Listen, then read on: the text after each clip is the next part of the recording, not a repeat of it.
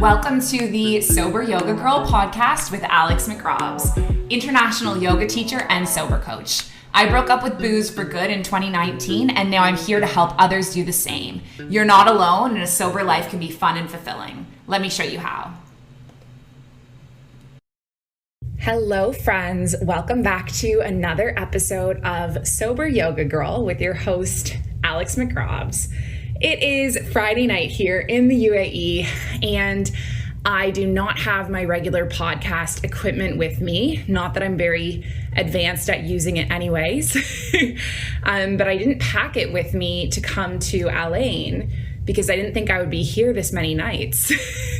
But I ended up extending my vacation for an extra night here at the Al Ain Rotana. I am absolutely loving it. I chose this location super randomly for this holiday. It's like this tiny little mountain town, has an oasis, a zoo. That's pretty much all I've heard about it. It's about an hour and a half from Abu Dhabi. And I literally just chose this location because the last time I went to Dubai, it was just such a pain in the butt getting a PCR test. Because to cross the border from Abu Dhabi into Dubai, you need to have a negative COVID test. And it's just this whole thing of like having to wait in the line to get your test results. And then you have to wait in the line to cross the border. And I know some people say, Alex, it's way easier now that you're vaccinated, but I'm just like, you know what? I just want to stress free. Like, I just want to drive and check in and chill. And so that's why I chose Al Ain.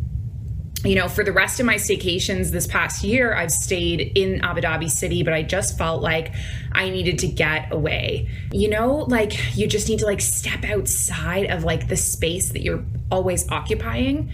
And anyway, I got here and it was like a huge exhale, and I have been mostly chilling at the pool. The great thing has been that my devices keep overheating because it's over 40 degrees in Abu Dhabi right now.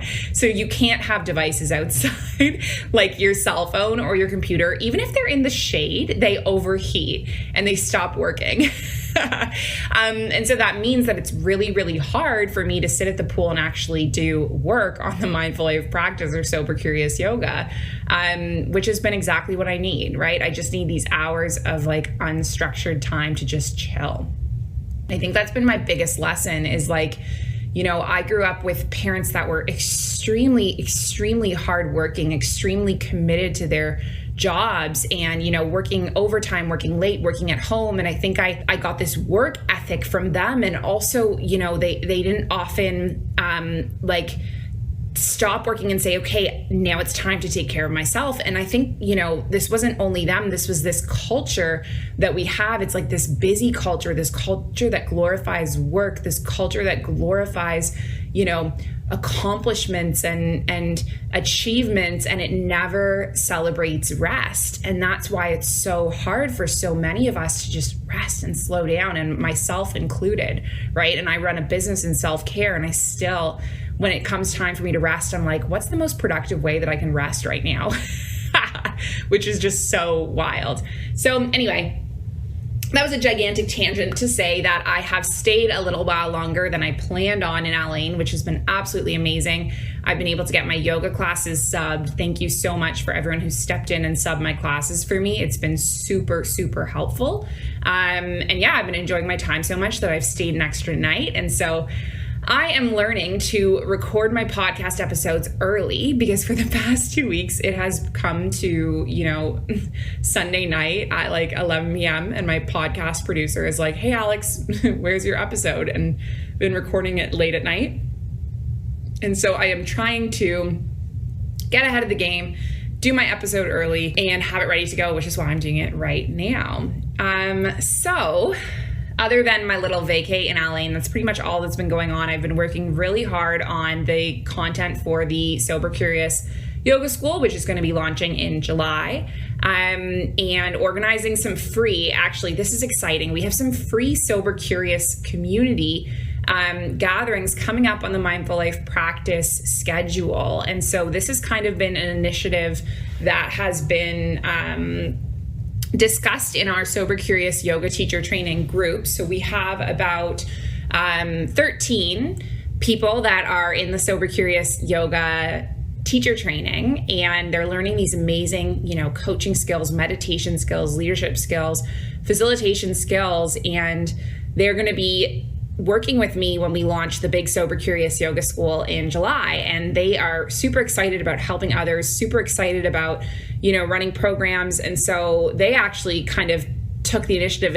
and sort of cooked up this idea collaboratively of offering these free Sober Curious community offerings on the schedule. And they're free for anyone. You don't have to be a yogi. What they're going to involve is a little bit of a check-in, meditation, sharing circle, and then some will have some guided journaling. And we have Amber facilitating one a week on Saturdays, who is in Bahrain. And then we have Haley facilitating one a week, who is in Thailand on Sundays. And then we have Lee facilitating a few sessions throughout the week. Lee is in Ohio, and she'll be doing a few sessions throughout the week, which will take place in evenings, North America time, and also in afternoons, North America, which is evenings in Europe.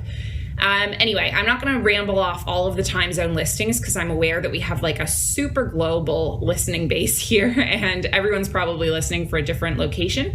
So all I'll say is if you go on the Mindful Life Practice website, go to Sober Curious Community, I have put the schedule right there and it will adapt to your local time zone. And you can book, it's totally free. You'll get a Zoom code sent to you. And I think we have these community circles happening almost every single day throughout the week. Oh, and I forgot to mention Sabrina in the UK and Catherine in Italy. That's the last circle. On Thursdays, we're going to be rotating leaders. And so Sabrina in the UK is doing one this week. And this was actually all her idea to do these events to begin with. And Catherine in Italy is going to be doing one the next week. So anyway, super, super exciting. So I was kind of stringing that all together to get it sent out in the newsletter today, which if you are not subscribed to the Mindful Life Practice newsletter, make sure you subscribe because you get all of these updates there.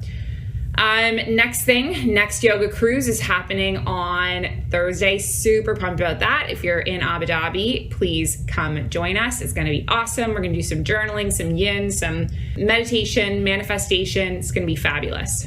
Okay. So now getting into our actual topic. So as I mentioned, I am working on these workbooks for the Mindful Life Practice Sober Curious Yoga Teacher Training. And this week I have been working on the Sacral Chakra workbook. And one of the themes is partner, romantic relationship. And I've been doing a lot of research into dating and sobriety. And so sober dating, I think, is a huge thing that comes up. I know when I first quit drinking, I mean, even before I quit drinking, like in the time leading up to me getting sober, I remember saying to one of my friends, I want to say this was my last year drinking. I think it was, we had done a yoga class and we were upstairs at the bar getting drunk. And I think it was Valentine's Day. And I think I was, listing off to her all the reasons why I was unlovable, why no one would ever love me. And some of you guys are part of my yoga classes, that, I quite open that I talk about this really sort of traumatic relationship I had in my early 20s when I was engaged. And I actually ended up feeling like because I had this broken engagement that, it was almost like I was like damaged goods. Felt a lot like because, I had a mood disorder, there's a couple other things that I don't really want to share on this podcast, but a lot of things about me that made me feel like I was unlovable or I was like too much of a mess for someone to want to be with. I know things kind of shift a little bit and my thoughts were a little different as soon as I got sober. It was not, I'm such a mess that no one's going to date me. My thoughts once I got sober were, I don't think anyone's going to want to go out with me because I'm not going to want to have a drink with them on a date. And so much of our dating and our social world revolves around going out for a drink and having a drink. right? I couldn't even think of a first date that I had ever been on that was not at a bar with a drink in hand, right? And why does dating revolve around so much alcohol? I mean, I know that we kind of use it as a social lubricant. I think alcohol makes people kind of let loose. It definitely makes people feel less nervous. And if you're in a situation like a first date, obviously there's a lot of nerves involved. But anyway, I just remember feeling like no one would ever want to go out with me because I was sober. I actually went on a first date when I was about 3 weeks into my sobriety, and I'm sure you guys have heard this story because I've told it 1,000 times. But I was actually set up on a date by parent of one of my students. And the thing was that I had run into her at the bar a couple months before, and we were both drinking at the time. And so obviously she thought that I was kind of a partier or a drinker, and she didn't know that I was like 20 days sober, right? Because how would you know that? And of course I wasn't going around like shouting it from the rooftops at parents of my students, I'm sober. So she ended up setting me up on this date with this guy and went out with him. And, he was putting a lot of pressure on me to have a drink with him. And I realize now that a lot of us do this because we are feeling sort of uncomfortable being the only one drinking. I know that myself, when I look back on the past, I'm sure there's been scenarios when I've pressured people to drink. I actually remember going out with someone maybe 7 years ago in Canada, and I remember putting the pressure on him to drink with me, and he was not a big drinker. He wasn't a fan of drinking, and I just felt so uncomfortable being sober on a date. I felt so uncomfortable with us not both being drunk that I was pressuring him to drink. So I don't want to villainize this guy that was pressuring me to drink, because I have 100% been in his shoes, and I've 100% done it too to people around me. So I'm not the queen of peer pressure, or I'm not a saint in peer pressure, or whatever you want to say it. But anyway, I was in a scenario where he was really, really putting on the pressure for me to drink, and it really took like a lot of strength for me to stand my ground and say to him, I'm not going to have a drink with you. And he was like, well, what's the big deal with one? And I finally said to him, I'm 21 days sober. And he was like, whoa, you're 21 days sober. I could never do that. And he ended up driving us home that night. And as he drove me home, he said to me that it was a red flag that I didn't drink. And I remember I ended up doing a couple more dates with this guy who he ended up ghosting me at the end, which felt terrible. But I remember going home and thinking like, oh my God, it's a red flag that I'm sober, which is just the craziest thing, right? Because it should have been a red flag when I was a drinker, how much I was drinking, right? How is that a red flag? How is calling someone sober a red flag? But I get it, because he was just looking at it from this perspective of like, our lifestyles are not going to match up. And I get it, because now I would look at someone like him and be like, our lifestyles are not going to match up. Anyway, this whole tangent is to talk to you guys about dating and sobriety, because I have been doing research into dating and sobriety, and I've been looking for some good journal prompts, some good information to share. And I actually ended up finding, a lot of information about sober dating. And as you guys know, like, I never partook in AA. I was never part of AA. And so I'm not very familiar with the AA rules, the AA style. I mean, I've obviously sort of come across it and learned about it along the years, but I was never like a participant in AA as such. So I wasn't really exposed to, these rules. And I thought it was really, really interesting what I was reading about. So a lot of AA and a lot of substance abuse programs actually discourage people from drinking not for drinking. Sorry, they tell people not to drink, but they discourage people from dating for about 6 months. And it's an integral part of kind of the big book and the AA conversation. And, there's a few reasons for that. substance abuse kind of warps how people see themselves. And that's how kind of what I was going through at the very end of my drinking days, thinking that I was damaged, thinking that no one would ever love me. Like, this is kind of warping my sense of identity, right? And so they say that, if you don't have that sense of identity about yourself, then it's going to be impossible to form balanced and healthy connections to other people, right? Dating takes a lot of time. And so people who are getting sober have to spend a lot of time getting to know themselves, who they are when they don't have a drink in their hand. And also realizing that, people that you're interested in during your drinking days are not going to be the same when you're sober. And those realizations don't come overnight. They don't come in weeks. They don't come in months. And I thought this was like super interesting to read about. I was reading about all of this on the American Addiction Center's website. But it kind of makes perfect sense why, I should have stayed away from dating in my early days, because the types of people that I was being set up with, the types of people I was going out with, were just not the same types of people that I would be interested anymore. And that's okay. It's not that they're bad people. It's just different. But then I kind of got into something really interesting that, people should avoid dating for another reason, which is that people who have addictions or have sort of a lot of issues might have been really common to have a lot of toxic, unhealthy relationships. And I know for myself, if I look back on pretty much all of my relationships throughout my life, they were all extremely toxic. I was in a number of manipulative, abusive relationships, and this was like a common recurring theme, right? I was going out with people that were promising me the world. I was going out with people who wanted to party as much as I did.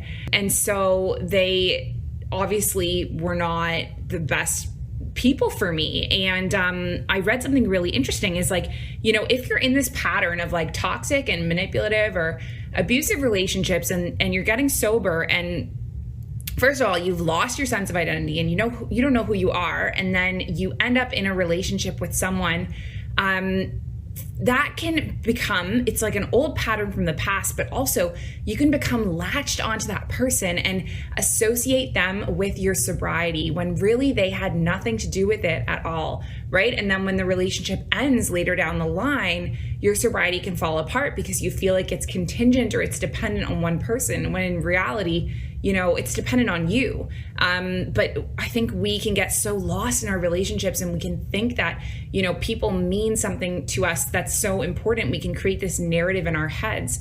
And I thought that this was so interesting because I kind of had this reflection of like, wow, that is exactly what happened to me. I've talked a little bit about this relationship I was in when I first got sober. So, the first person that I told that I was sober, I was 11 days sober, and I told this guy that I was sober, and he ended up becoming my boyfriend. And he was my boyfriend for about a year. And, I've shared little bits and pieces of this relationship on social media, but it turned out in the end that, he had several other committed relationships going on at the time that I wasn't even aware of. And he was able to really play a part and tell a story and be this character in my story that, I wanted him to be.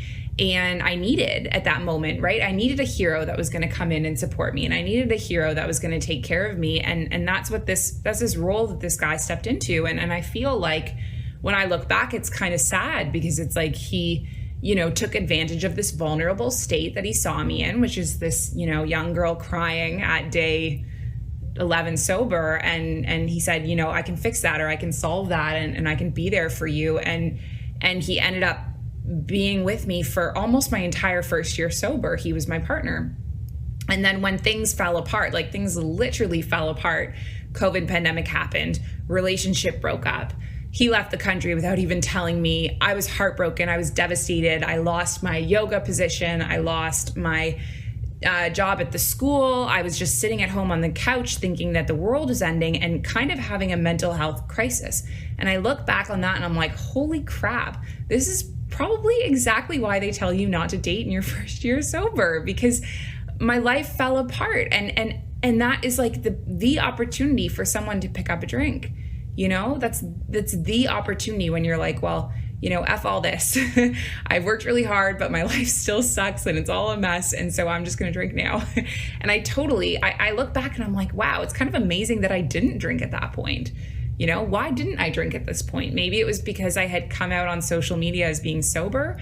I don't even think the thought crossed my mind to have a drink. I don't know why. Maybe because, you know, we were all in lockdown. We were all in isolation. The thought wouldn't even cross my mind to go down to the pub. Well, the pubs were closed, but to go down to the liquor store in my building, I don't even know if they were open at this point, but it didn't cross my mind to have a drink. But I look back on that first year sober and, you know, the explosion of this relationship with this person who I really thought that he was the one. I really and truly thought that this man was the one for me, because it was my first, I would describe it as like my first adult relationship. In my mind, this was my first adult relationship, because this guy and I had this love that, you know, existed even though we were sober. And, you know, I can see how a breakup of a relationship in sobriety can really unsettle things and really mess things up. I do think that, you know, looking back on the whole thing, I'm so glad that I never drank. I'm so glad that I got through that breakup. I'm so glad to be like where I am now without this guy. And I do have to say, you know, looking back on it, even though he broke my heart and he really, really kind of shook up my world, there's a lot of really amazing and beautiful things that came out of that relationship, right? And had that relationship never happened, I would never, ever be who I am today, right? Had he not, he kind of played this role in my life where he lifted me up.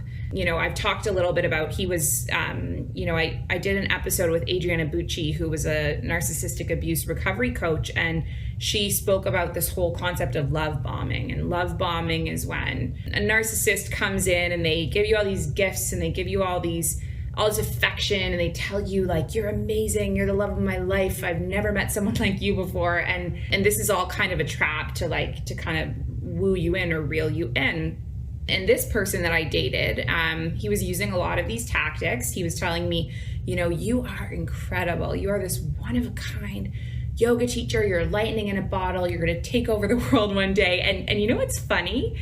I look back on that and I'm like, holy crap, that guy, whether or not, you know, okay, fine, this was a manipulation tactic. This was an abuse tactic. He was using this tactic to hook me in and make me think that we had something special. But regardless of all that crap, all of his motives, what he was doing was he was creating this belief in my potential that I didn't have before, right? I didn't believe in myself. I didn't think that I was the yoga teacher that was going to take over the world. I didn't think that, you know, anyone would want to come to my yoga classes. And all of a sudden you have this person that you idolize or you look up to telling you all of these things about yourself, and you start to believe them, right? And so it was him believing in me that helped me believe in myself. I think for a long time I felt a bit like I gave him a bit of credit. I thought that, you know, he helped me co-create this magic in my life, which later became like Sober Yoga Girl and the Mindful Life Practice and Sober Curious Yoga,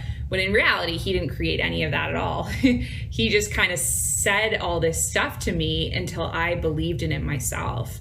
Anyway, and so when our relationship ended and when things kind of destructed, like that was the creation of the Mindful Life Practice. And so had we never dated, none of that would have ever happened. So do I regret that relationship? No, I don't regret any relationship I've ever partaken, because I've learned something from it and it's shaped me and it's changed who I am. But I do look back and I'm like, that's probably why AA says that you shouldn't date in your first year of sobriety. So all that is to say is like, you know, you do you. I'm not here to tell you how to live your sobriety, but I see the value in taking a step back from dating, you know, taking a step back to focus on loving yourself and cultivating your relationship with yourself and learning about yourself. Like, I don't see any harm in that. And that's kind of what I've been doing in this second year of sobriety. You know, I actually ended up doing a call with a love coach the other month. I think it was last month. You know, I did one of those things where it was like, you know, if you fill out my survey, you'll get a free session type of thing. So did this session with a love coach, and it was a really wonderful reflection because she actually said to me, you know, Alex, your problem is that you're not open to dating. You don't have time for dating. You don't have energy for dating. You don't want to be with anyone unless they're actually also interested in like yoga, and you are creating a block in it. And I stepped away from that and I thought, she's right, but I'm proud of that. Right? Because anyone who would know me from my past, anyone knows me at all, knows that I was always the girl who was obsessed with boys, obsessed with dating. You know, one of my colleagues said to me a couple years ago that every time she sees me, I'm talking about a new boy that I'm with. And I was like, really? That's what you think of me? Every time you see me, I'm talking about a new boy. And she said, you know, are you really happy single? And I wasn't. I was not happy single for years because I was so obsessed with finding a partner. And I feel proud of myself that I'm at this point now where I'm like, I've purposefully stepped away from dating. Right? I don't want to waste my time with it anymore. I want to build my business. I want to, you know, build my community. I want to teach my yoga. I want to work on writing my book. Like, I don't have time for you know, I'm not going to spend my time with a second best type of person. And, you know, someone actually DM'd me on Instagram this week saying they felt really sad for me when they saw my Instagram account because it was all just pictures of myself and it looked like I didn't have any friends here in the UAE. And you know, that's what prompted me to post that Warsan Shah quote, "My alone feels so good. I'll only have you if it's sweeter than my solitude." And that's how I really feel, right? I'm not going to sit at tables. I'm not going to hold space for your gossip, for your judgment, I'm not going to hold space for that. Like, I'll hold space for your stories and your trauma. And like, I'll hold space for someone who has the energy that I want to bring into my life. But if you don't have that, then I would rather build my business. So yes, I am close to dating. And I'm quite proud of that. And I think I'm having that reflection time that, you know, I probably really should have had in my first year sober. And I'm having it now in, what am I? I think I'm in my third year sober at this point. Yeah, I've done 1, 2. So I'm into my third year sober. So I'm finally creating that space and that reflection. Anyway, okay, with that all being said, some top tips that I have for sober dating. So if you do feel like you're ready for it, and as I've said, you know, I really feel like there's not one size fits all for sobriety, right? So I dated in my first year sober. I'm no longer really dating right now. AA suggests, you know, you don't date during your first year sober, but I really think there's no one size fits all, and it's fully up to you. But that being said, you know, take your time with your dating. Don't rush into it. And I would say that you should really be honest with the people that you're going out with. Tell them the full truth, because if you end up in a situation where you're not explaining about your sobriety, I think that's a really easy situation to kind of be pressured into having a drink, and it can be really hard to sort of hold your ground. On kind of the same lines of that, this is the biggest thing: get up from the table if someone has a problem with your sobriety, right? The first guy I went out with had a huge problem with my sobriety, and I wish that I had just got up from the table and not held space for him anymore. And I think you just need to trust that, you know, someone will love you and someone will come along. And, you know, the right person is there out for you, but you shouldn't feel like you have to change who you are to fit into someone else's mold, right? And then kind of the last thing I would kind of say along the whole sober dating thing is like, don't make the mistake I did, which is like believing that this one person was like a key to the creation of this. I created this beautiful sober world, and I thought that he was like one of the main characters, you know, and he just happened to be like passing through my story, right? And so make sure that if you are dating in your first year sober, that you really see that, like, you know, you've created this beautiful sober world on your own, and it's going to be freaking beautiful with or without this person that's come into your life, right? They don't hold the keys to it. They didn't create it. You did. And anyone that's going to come in and kind of occupy that space with you and create a relationship with you, they are just kind of a guest in your beautiful sober world, right? Okay, all of that being said, what are the best parts of sober dating? Okay, well, first of all, being sober yoga girl, generally anyone that has a problem with me being sober just doesn't ask me out. I'm super open about my sobriety on social media. I think on Tinder, actually, my profile, I mean, I haven't been on Tinder in like months, but my profile, I'm pretty sure it says like vegan, feminist, sober, cat mom or something, yoga teacher. And so like pretty much no one is going to match with me unless, they're okay with dating someone who's sober. And so I've kind of wiped out this whole kind of percentage of people that have a problem or think it's a red flag. By the way, that is a top tip. Obviously, you might not be as comfortable as me as like shouting it from the rooftops that you're sober, but that has really helped me in my dating world, just kind of knock out the percentage of not cool people. So I would say like the more honest you are, the less pressure, the less judgments you face. Right? So being sober has kind of made my dating prospects narrow in the best way possible. And I only end up on dates with like really nice people because they have to be okay with it to be there with me. Okay, these are my reasons why I think sober dating is awesome. The first is that when you're sober, you know if your feelings are genuine, right? How many of us have been like a little buzzed from our alcohol and then we're just not sure, like, am I having these giddy feelings because I'm drunk? Am I having this giddy feelings because I really like this person, right? But if you are sober, you know that your feelings are genuine. They're not influenced or impacted by alcohol, and that makes it really easy to decide if it's a yay or a nay, right? I went on a few dates in November of this past year, and with most guys, it was like, we made it 2-3 dates in, and then I just decided, halas, which is enough in Arabic, like I like you, you're cool, you're a great person, but I just don't have these butterfly feelings that I want to have with my partner, right? And when you're drinking, you cannot differentiate that because you're drunk. And so I think that's one of the best parts about sober dating is that I know if my feelings are genuine. Right. The second thing is that I feel really, really in control of my choices.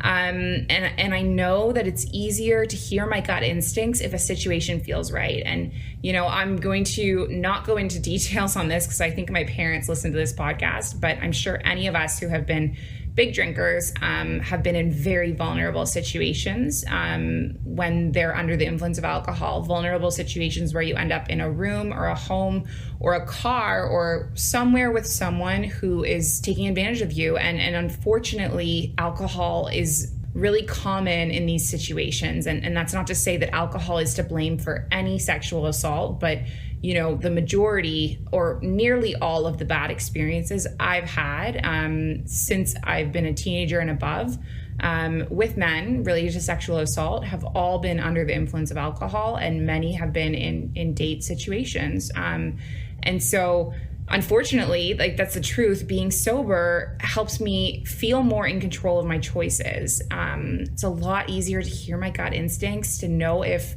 a situation feels right. And since I've been sober, I can't think of one time where I've been in an uncomfortable situation. And because I'm sober, I'm really able to like act quick and create space or say no or get myself out of a situation. I want to give you one example. Like I was out the other night sober with a couple of guys, and they're joking, we're dancing, we're having fun, and one of them was suggesting that they sandwich me. Sandwiching when you just squish a girl, and I was able to really just say no. I actually said haram, which means forbidden in Arabic, and I kind of pushed them off, and they didn't even joke about it again. But I thought to myself, they must have been out with. I mean, not to say whatever, maybe a woman enjoys being sandwiched by men. I don't want to say that she doesn't enjoy it, but I think I'll just speak from my own perspective. If I had been drunk, I wouldn't have been able to immediately react in such a way that set my clear boundaries and pushed them off of me. You know what I mean? And so I just feel like when I'm sober, and that's just such a small incident, that doesn't even skim the surface of sexual assault, right? It's literally just rubbing up against me, but I didn't want to be touched in that way. And I was able to advocate for myself in a way that was so clear and confident and just kind of ended the situation. And so all that is to say that, being sober, I just feel much more in control of what's happening around me. And I also love remembering everything, right? I love remembering like a first kiss with someone. It's so much more special when you remember it. It's so much more special. And I will just leave that at that. So people have asked me often, would I be okay with having a partner who drinks now that I'm sober? And everyone has a different answer on this, right? Some people don't find it a real big turnoff. For me, I'm totally fine with being with someone who drinks. The most serious relationship that I was in, who ended up being a not very nice guy, he drank. And, I picked him up from the airport a couple times when he, was getting off a plane and had a couple drinks, and it really didn't bother me. I've been on dates with people that drink. I think the key part of it is that they respect my sobriety, right? And I respect their drinking too. And there's no pressure on either side to change. I definitely could not see myself dating someone who partied until the sun rose. That would be my limit. But I definitely would be totally fine dating someone who had a drink from time to time. Anyway, that is a giant ramble on sober dating, all my thoughts, continuing to work on my workbook tomorrow, as I have one more day here in Al-Ain. And then we will be getting back into all this workbook stuff, my yoga teacher trainings on tomorrow and the next day.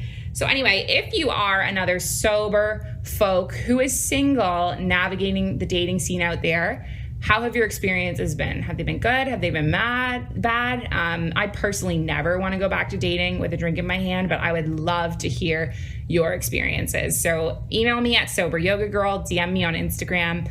Would love to hear what sober dating is like for you. All right, guys, it is bedtime here in the UAE. Time for me to wrap this thing up. But I look forward to hearing from you. Don't forget to like, subscribe, share, and stay in touch. And I hope to see you soon. Bye, guys. Thank you so much for tuning into this episode of Sober Yoga Girl with Alex McRobs. I am so grateful for every one of you. Don't forget to subscribe so you don't miss the next one, and leave a review before you go. See you soon. Bye.